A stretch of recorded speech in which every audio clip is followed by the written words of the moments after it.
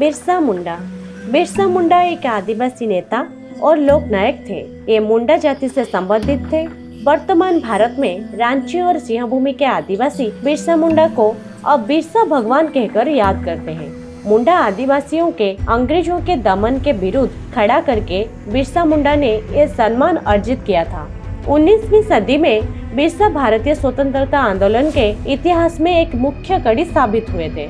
बिरसा मुंडा का जन्म 15 नवंबर 1875 को रांची जिले के उलीहतु गांव में हुआ था। मुंडा रीति रिवाज के अनुसार उनका नाम बृहस्पतिवार के हिसाब से बिरसा रखा गया था। बिरसा के पिता का नाम सुगन्ना मुंडा और माता का नाम कर्मीहटू था।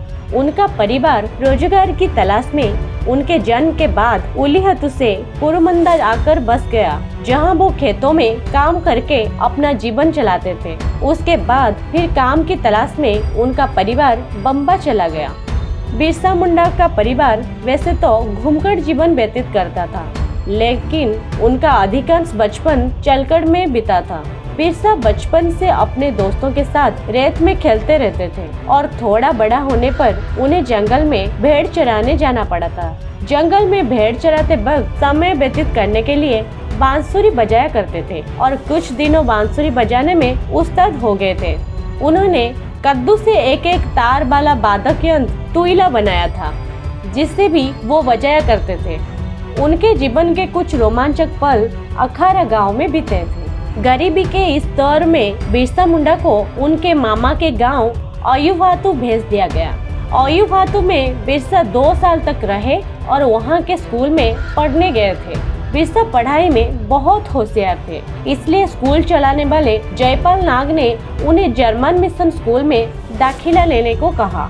अब उस समय क्रिश्चियन स्कूल में प्रवेश लेने के लिए ईसाई धर्म अपनाना जरूरी हुआ करता था, तो बिरसा ने धर्म परिवर्तन कर अपना नाम बिरसा डेविड रख दिया, जो बाद में बिरसा दाऊद हो गया था।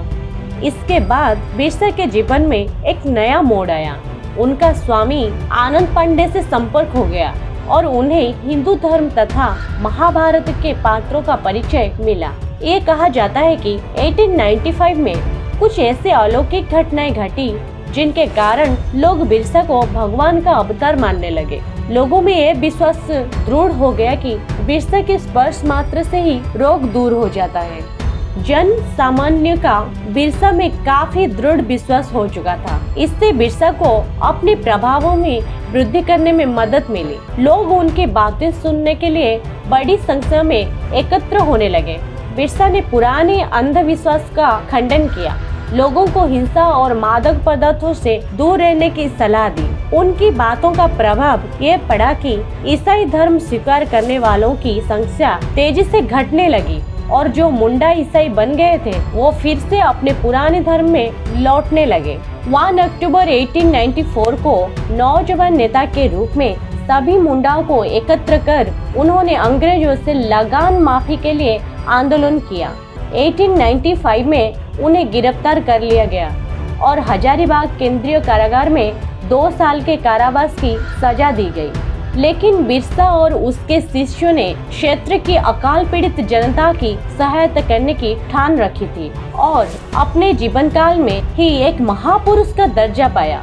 उन्हें उस इलाके के लोग धरती बाबा के नाम से पुकारा और पूजा जाता था। उनके प्रभाव की बुद्धि के बाद पूरे इलाका के मुंडाओं में संगठित होने की चेतना जागी। 1897 से 1900 के बीच मुंडाओं और अंग्रेज सिपाहियों के बीच युद्ध होते रहे और बिरसा और उसके चाहने वाले लोगों ने अंग्रेजों के नाक में दम कर रखा था। 1898 में तांगा नदी के किनारे मुंडाओं की भिड़ंत अंग्रेज सेनाओं से हुई, जिसमें पहले तो अंग्रेज सेना हार गई, लेकिन बाद में इसके बदले उस इलाके के बहुत से आदिवासी नेताओं की गिरफ्तारियां हुई। जनवरी 1900 डोम्बाड़ी पहाड़ी पर एक और संघर्ष हुआ था, जिसमें बहुत से औरत और बच्चे मारे गए थे। उस जगह बिरसा अपनी जनसभा को संबोधित कर रहे थे। बाद में बिरसा के कुछ शिष्यों की गिरफ्तारियां भी हुई। अंत में स्वयं बिरसा भी 3 फरवरी 1900 को चक्रधरपुर में गिरफ्तार कर लिए गए। बिरसा ने अपनी अंतिम सांसें 9 जून 1900 को रांची कारवार में ली। आज भी बिहार, उड़ीसा, झारखंड, छत्तीसगढ़ और पश्चिम बंगाल के आदिवासी इलाकों में बिरसा मुंडा को भगवान की तरह पूजा जाता है।